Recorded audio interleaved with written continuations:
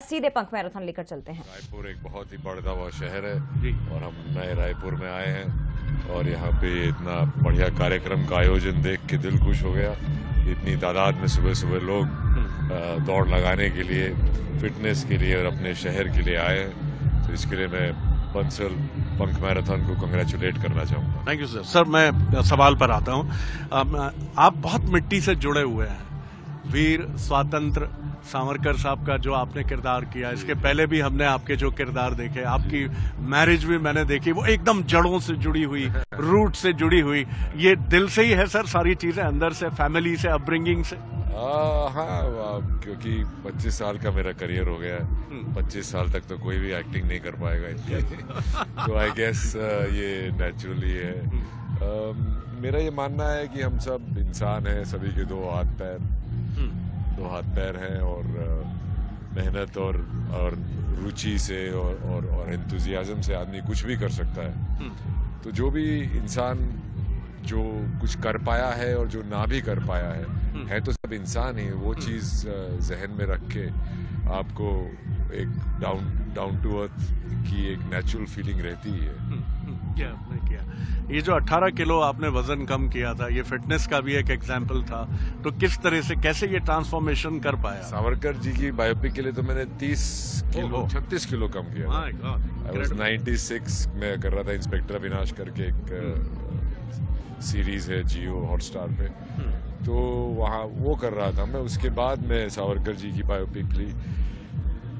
देखिए, मेहनत करनी पड़ती है, थोड़ा अपने आप को भूखा मारना पड़ता है, थोड़ा अपना मन मारना पड़ता है, पर क्योंकि आपके पास एक लक्ष्य है, आपके पास एक बिना लक्ष्य बनाए आप जिंदगी में कुछ भी नहीं कर सकते, फिटनेस भी नहीं। तो आपका जो लक्ष्य है, आपको वेट घटाना है, बढ़ाना है, मसल बनानी है या क्या करना है, उस लक्ष्य के हिसाब से अगर आप चलोगे तो फिर आपको रास्ता, उसके क्या क्या स्टेप्स लेने हैं वो आपको जाहिर हो जाएंगे।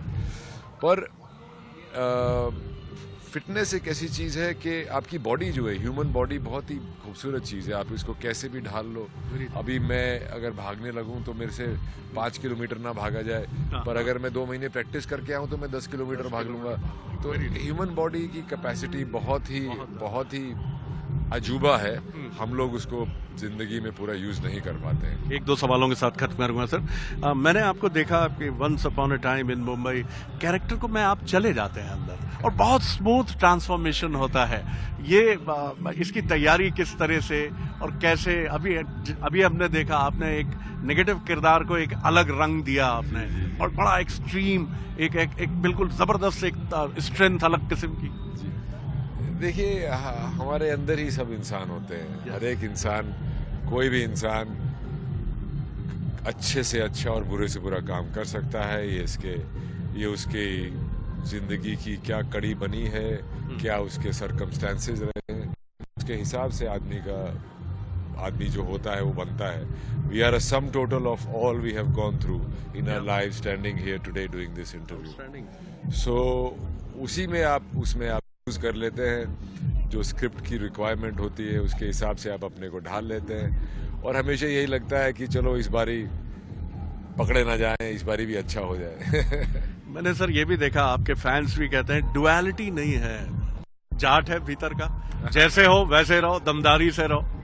ये भीतर का जाट भी है और खूबसूरत इंसान भी है, सौदा भी अच्छा है, क्योंकि अगर वैसा ही रहोगे तो आपको कभी झूठ नहीं बोलना पड़ेगा।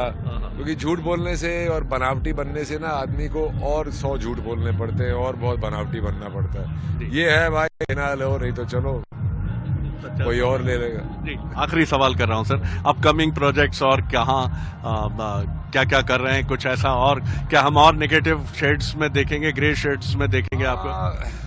नेगेटिव शेड्स के कैरेक्टर, आप कोई भी कैरेक्टर फिल्म इंडस्ट्री में अच्छा कर दो तो वैसे ही कैरेक्टर आपको बार बार आने लगते हैं। तो वो उसकी तो लाइन लगी हुई है। पर मैं नेगेटिव पॉजिटिव तो दूसरी चीज़ है।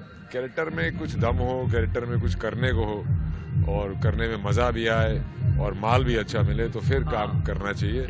बाकी और मैं कभी पिक्चर कर रहा हूँ, ईठा करके है जी, और लक्ष्मण उत्तेकर उसको डायरेक्ट कर रहे हैं और श्रद्धा कपूर उसमें हीरोइन है और मैडॉक फिल्म्स की पिक्चर है और बाकी बातचीत चल रही है। मैंने 1-2 स्क्रिप्ट भी लिख ली है, अभी देखो आगे कौन सी डायरेक्ट करते हैं। डायरेक्शन और स्क्रिप्ट में भी आगे जाएंगे?